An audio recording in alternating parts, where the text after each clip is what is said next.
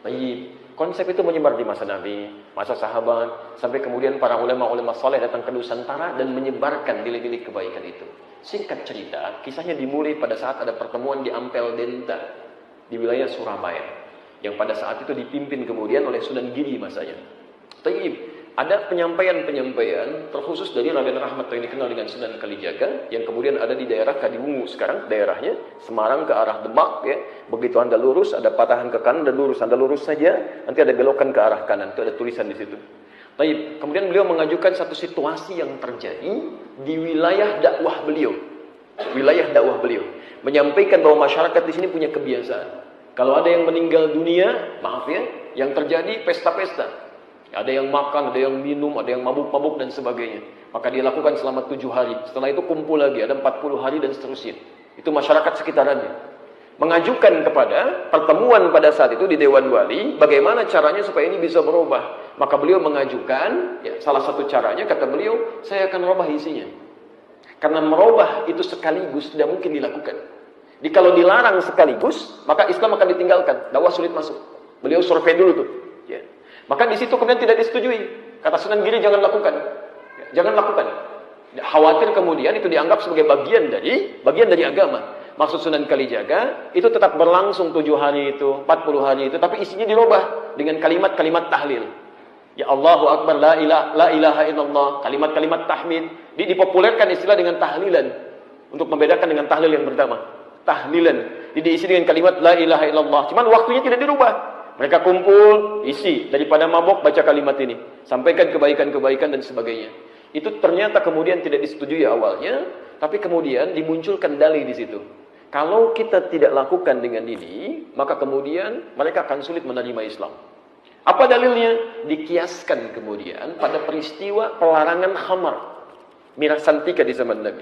Jadi khamar, ya, khamar minuman keras saat dilarang di zaman Nabi, sekali itu 4 ayat dari An-Nahl, kemudian Al-Baqarah 219, posisi paling kiri sebelah bawah, menerangkan bahwa asalnya orang-orang jahiliyah sering memeras pohon-pohon kurma dan anggur, dijadikan sebagai alat untuk mabuk.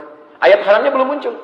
Setelah itu muncul lagi yang kedua, ya, dijelaskan bahwa mabuk-mabukan itu, minum khamar itu, terasa manfaatnya ada sedikit, tapi banyak sekali hal yang mengandung dosa di situ. Manfaatnya bagi yang mabuk aja terasa rasanya enak, tapi sebaliknya kata Quran banyak dosa yang bisa muncul dari peristiwa itu. Ithmuhuma kabirun, ya.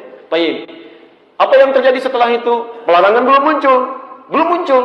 Maka tiba-tiba ada orang yang biasa minum tiba-tiba mimpin sholat jadi imam. Jadi sebelum sholat minum dulu, begitu sholat mimpin baca al-kafirun, nggak selesai. Ya al-kafirun, la abudu ma ta'budun, nggak beres-beres di situ. Maka diadukan turun kemudian An-Nisa. Ya ayyuhalladzina amanu la taqrabus shalah wa antum sukara. Hai orang-orang yang telah menyatakan dirinya beriman, jangan dekat-dekat ke sholat sedangkan kamu dalam keadaan mabuk. Umar bertanya pada Rasulullah, ya Rasulullah, apa nggak diturunkan langsung aja satu ayat yang mengharamkan kemudian khamar ini? Setelah masa berlalu, turunlah Al-Maidah ayat 90 itu. Innamal khamru wal maisir wal azlamu dan seterusnya, rijsun min amali syaitani fajtanibu. Ini semua perbuatan-perbuatan setan sangat berbahaya, tinggalkan semua itu.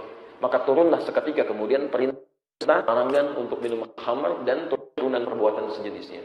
Kapan itu turun? Setelah beberapa masa. Ditanya pada Sayyidah Aisyah, ya, setelah Nabi wafat, kenapa ayat khamar nggak langsung diturunkan? Jawab Sayyidah Aisyah, kalau ayat seketika turun, maka tidak akan ada orang bisa menerima Islam pada saat itu. Karena luar biasa lekatnya dengan itu, jadi candu dalam kehidupan. Makanya turun bertahap. Ini yang dikiaskan oleh Sunan Kalijaga pada saat itu untuk bisa menyampaikan maksud yang tadi dilukiskan dengan konsep tahlilan tadi. Maka didiamkanlah pada saat itu argumen yang dimaksudkan, sedangkan diam dalam kaidah fikih alamatun na'am, tanda setuju. Maka kembalilah beliau praktekkan, tapi sebelum dipraktekkan beliau sampaikan, kalau dikhawatirkan biarkan nanti anak cucu kita yang meluruskan ini. Jadi menyempurnakan maksudnya. Jadi beliau memulai, anak cucunya yang diharapkan bisa menyempurnakan itu. Tapi kemudian disampaikan, terjadilah proses itu.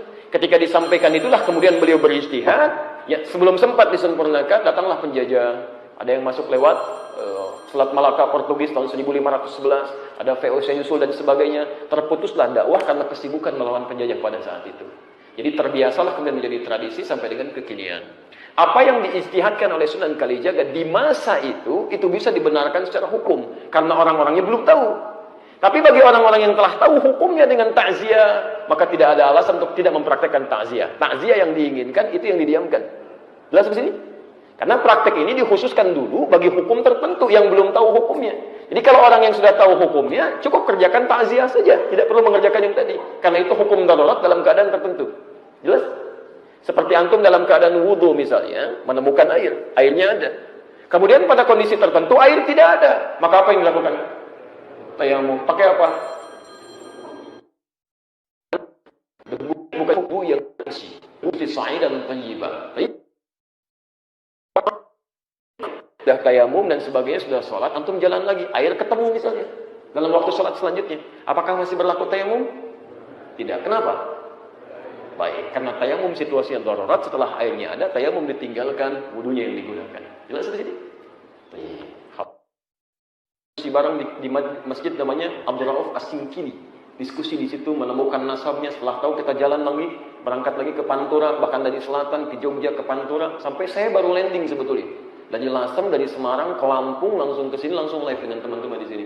Dan kita telusuri, naik sampai ke Pasujudan Sunan Bonang, kita hitung tangganya sampai berapa, sampai ke atas. Penjaganya namanya Pak Abdul Wahid.